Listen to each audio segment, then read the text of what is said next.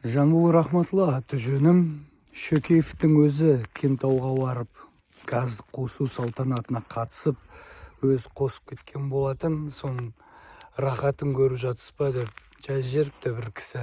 Рахатында газында тіпті мына газға арналған жәшікті де, оның ішіндегі есептеуіш құралында көріп жатқан жоқпын. Оның бірнеше себептері болуы мүмкін, қазір тізіп өтейін. Мінекей газдың тұру керек орны. Мынау мен туылмай тұрғанда салып кеткен әкемнің үйі. Және де мына жақта көршім, сол жақта екеумізге арналған жаңағыдай газдың жәшігі болу керек болатын. Бірақ ол жоқ. Тіпті мына газдың құбыры қазір қазылып алып келген. Бұның өзім жүгіріп жүріп жасаттым. Бірақ бұдан ары қарай жаңағы жәшігін, есептеуіш құралын, құбырын үйге қосу, жүргізу жайлы мәселе де көтерілген жоқ.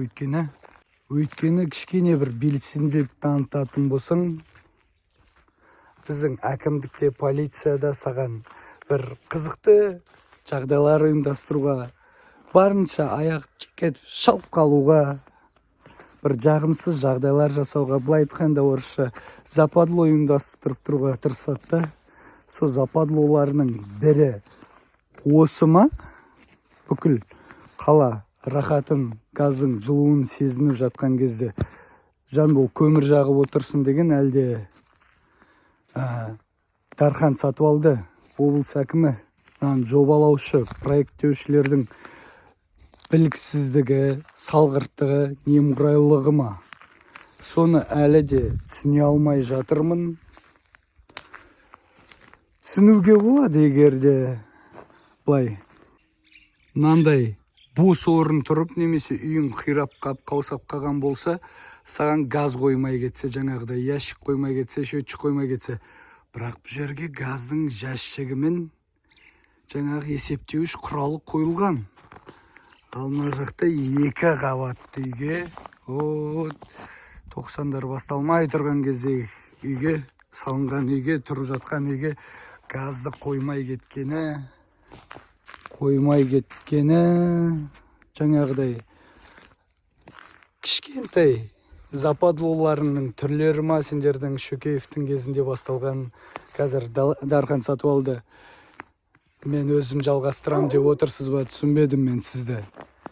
Неге қалған қарапайым азаматтар сияқты, өз қалалықтар сияқты рахатты көрмейміз, сезбейміз? Өзіміздің мемлекеттің жерінің астынан шығып жатқан газды жақпаймыз. Осындай мәселе. Бүгін сұрақ жауапты көрсеңіздер болады. Әкімдіктің коммуналды бөліміне барып, жаңағы нағыз маманы жоқ болып шықты ол жерде. Бірақ кішкене бір жауап беруге тырысты әйтеуір. Өздері түсінбесе де не жайлы айтқандарын, сөздерін, аргументтері, факттары, дәлелдері болмаса да. Осындай мәселе. Асылай. Бейне және аудио жазылдыруге Жанбол Рахматулла аты жөнім. Таныстырып өтсеңіз сөзіңізді.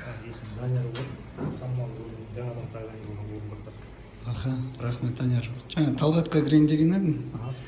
Әкімдікке жұмыс уақытында шақыра беретіндер жаман қасиетті. Сіз сұқаңыз. Енді газ бойынша хабарыңыз бар ма? Отырсаңыз.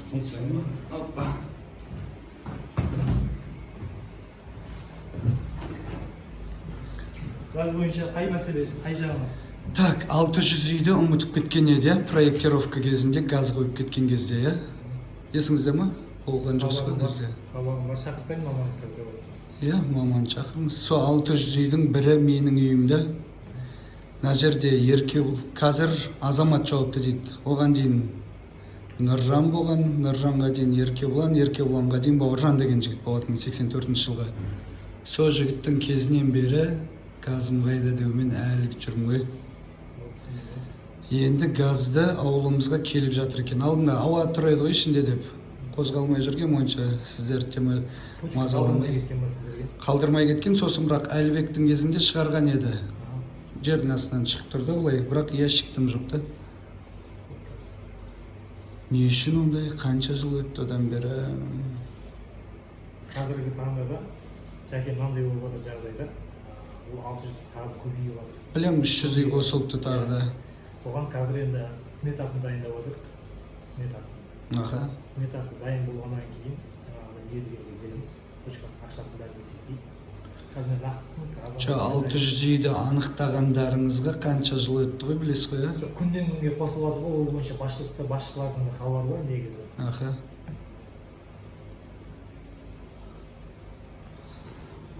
Мен түсіндіріп өтейін, 2017 жылдар келе бастады ғой, қазылып. Сол кездерде жаңа газды жүргізуші құбырды Астанадан келіп проект жасаған болатын.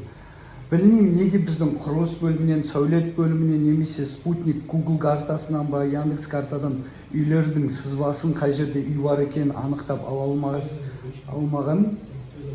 Азамат, кабинетке кірші срочно.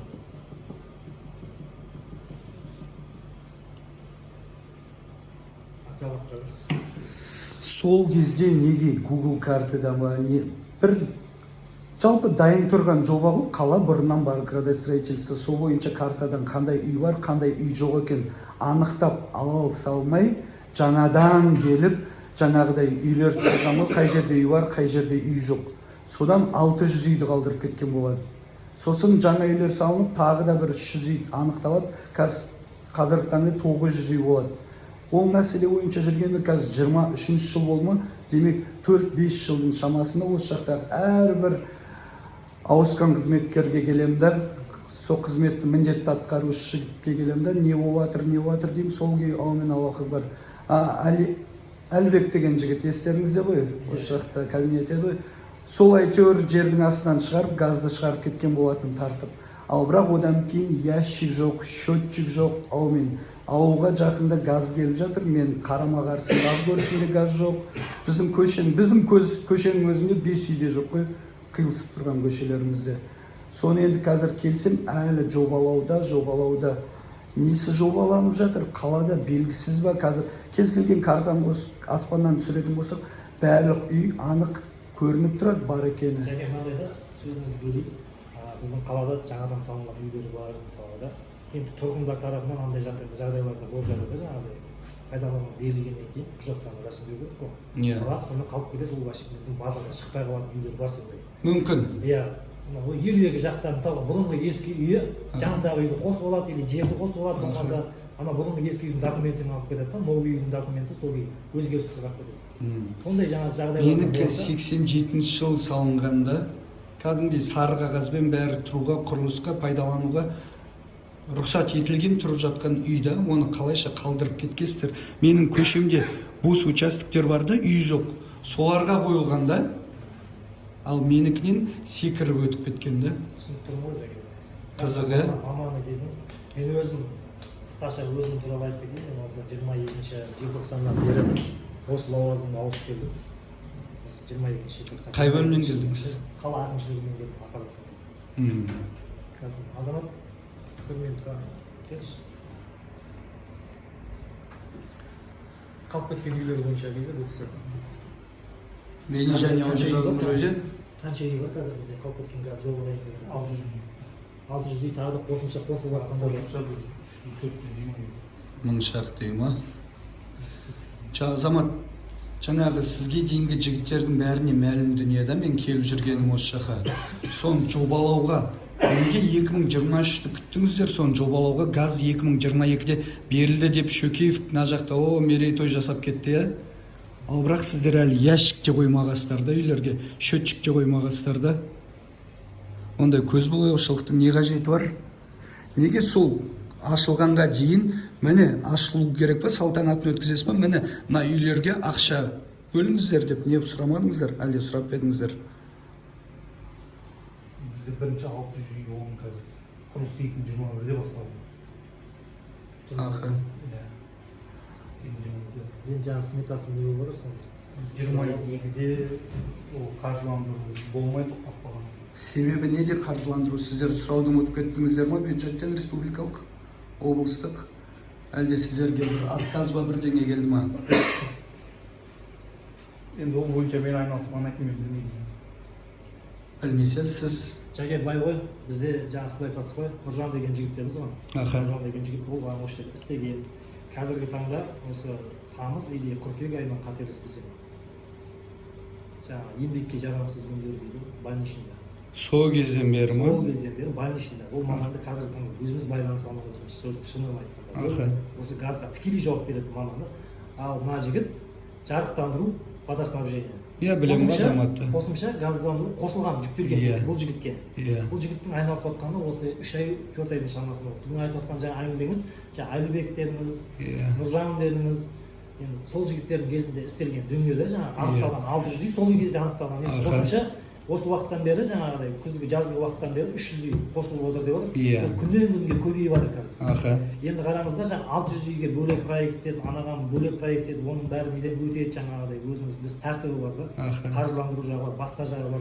Общий есептеліп жатыр да қазіргі таңда. Жоқ, сонда әлі де шыға береді. Сонда біз анау 2018 жылдары анықталған үйлер сол күтіп жүре береміз ба? Сонда қалған бәрін? 2016-да анықталмаған ғой. 16 емес 18 дедім мен. 19-да пайдалануға берілді деп отыр.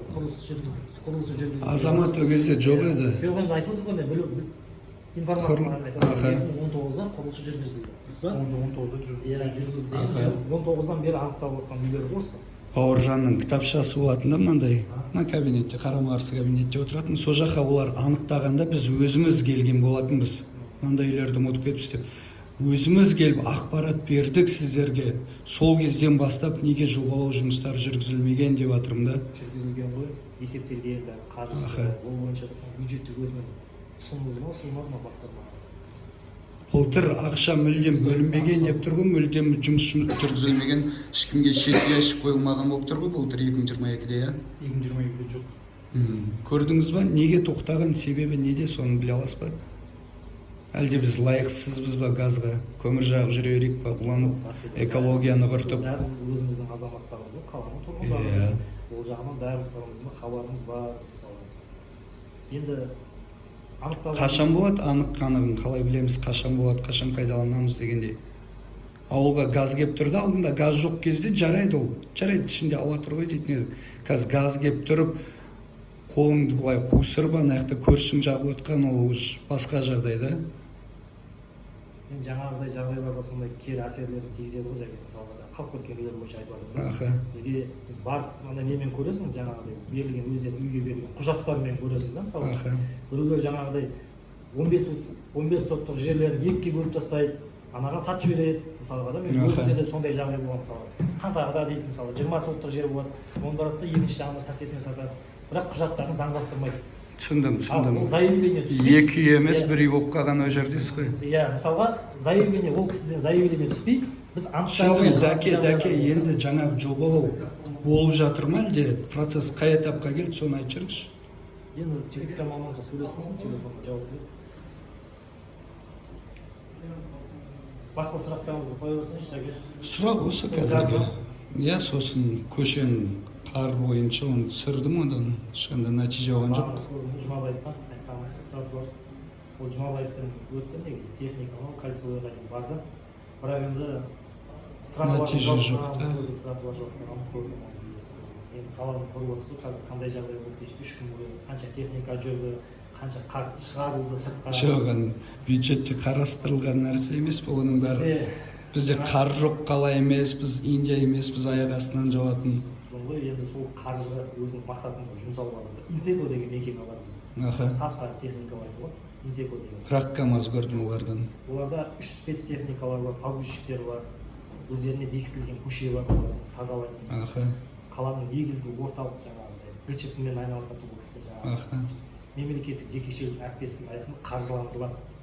Жалпылама айтқанда, оның ішінде тек қана интеко қар емес, одан басқа жарықтандыру бар, басқасы бар, негізгі жұмыстар атқарады. Азамат жаңағы бойынша Не болып жатыр? Қандай этапқа келді?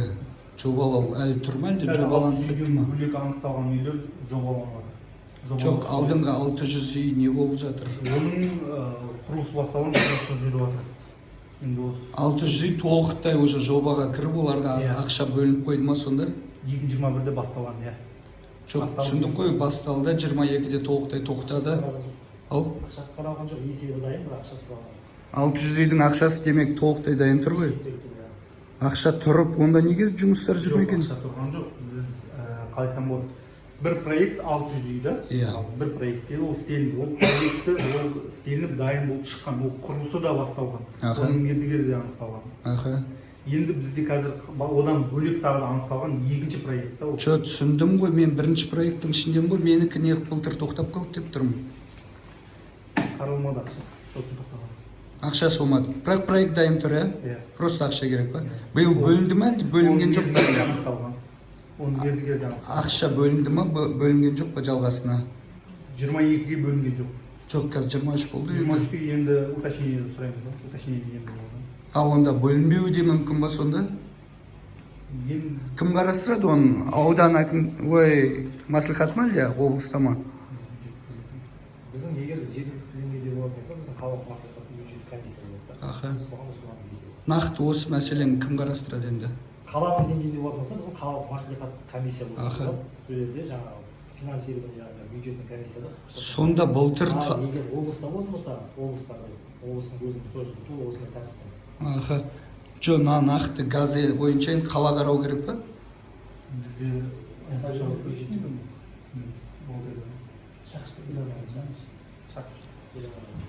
Сонда түсінбей тұрмын, Балабиев Талғат, сіз былтыр қаланы газдандыру процесіне крест қойып қойғасыз ба? Неге өз қолыңызды қоймағасыз? Неге сол бойынша ашық сөздер өтпеген? Неге жұмыстарға қол қойылмаған? Сіздерге дайын құжаттама алып келінген? Мен сізге мені бұрмасаңызшы, мен мәслихатқа біз ұсынды қаржы қаралмады деп жатқан жоқпын. Қазір маман келеді бухгалтер. Егер местный бюджетке ұсынсақ, местный бюджетке деп айтамын мен сізге. Қазір соны облыстық болатын болса, облыстық деп айтамын. Сіз жаңа айттыңыз, қаланың мәселесі болса, қаланыкі қарайды дедіңіз. Ол жерде суммасы да болады ғой. Егер суммасы осынша неден асып кетсе, жаңағы облыстық бюджеттен қаралып, біздің қаланың бюджетін білетін шығарсыз өзіңіз. Шығарып жатқан ештеңе жоқ. Үлкен трансформатор заводтан басқа ешқандай неміз жоқ. Кім кінәлі ода? Кім кінәлі? Экскаваторный завод бар, тігін заводы болды. Болды ғой бұл кезінде.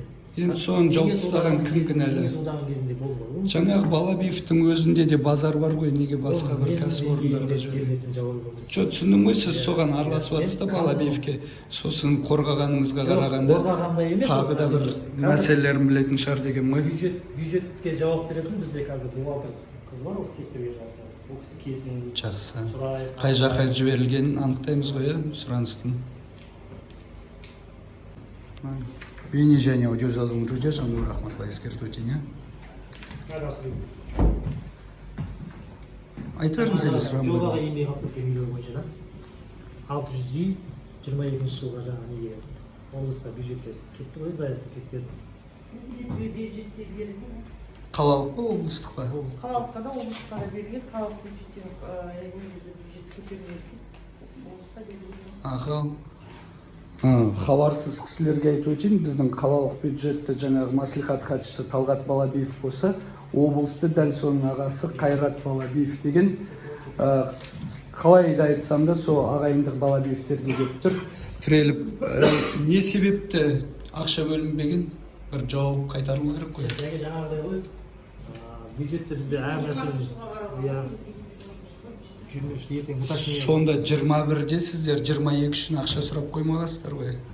Бюджетте сұралған, бірақ бюджет 2023-ге барып беріп отыр. Ертең уточнение болады да, біз сол уточнениеде тағы да ұсынамыз. Беріп қай кезде берілді? Осы 2023 жылдың бюджетте беріп қойды ма? Жаңағы 600 үйге ма, әлде жаңағы қосымша тапқан 400 үй неде ма? 600 үй. 600 үйдікі ма? 600 үйдің жаңағы азамат, сіз 21-ден бері жұмыстар жүріп жатыр дедіңіз ғой. Қанша үй дайын болды? Қанша үйіне болсын? Қанша үй? Білмейсіз ба, маманы алып жатыр. Осы бюджетті қарап береміз. Түсіндім ғой, 21-де уже жұмыстар оныкі болып қойған деп айтты ғой. Сол қанша үйдікі уже жүргізіліп қойған, 600-дің қаншасы қалды деп білейін деген ғой. Бұл жерде 600 үй қалып кеткен 600 үй болды. Ешқайсысына қойылмаған осы. Қойылмаған қалып кеткен үйлер бойынша. Ал былай проектіде бар үйлерге өзі кіргізіп жатыр қазір. Жо, соңыз. Этап бойынша, иә. Дұрыс түсінбей қалды. Қалып кеткен үйлерді кім? Биыл ақша қарап береді. Ол кезде уже қосымша жаңағы мердігер қандай мекеме бар, анықталады. Уже мердігер анықталып қойып дедіңіз ғой, иә? Қалай от одного источника деген ба, или бір тендер ойнатылды ма? Жоқ, бар ғой, суммасына байланысты. Қалай жүргізілген білесіз ба? Кім мердігер қазір? Мердігер ынтымақ құрылыс. Ынтымақ деген сол газды жүргізгендер де ма, солар ма, әлде басқа ма? Бөлек болу керек. Жақсы. Иә, жекеменшік болсын, танымайтын шығарсыз директор. Жақсы, Данияр. Самат, рахмет сіздерге. Балабиевке рахмет. Өзіміздің ақшамызды өзімізге бөліп қазір жүргізейін деп жатқандарыңызға. Әйтеуір 2030-2050 деп қалдырмағандарыңызға шүкір болғанда. Байланыста боламыз. Жаным рахматулла. Енді жаңағы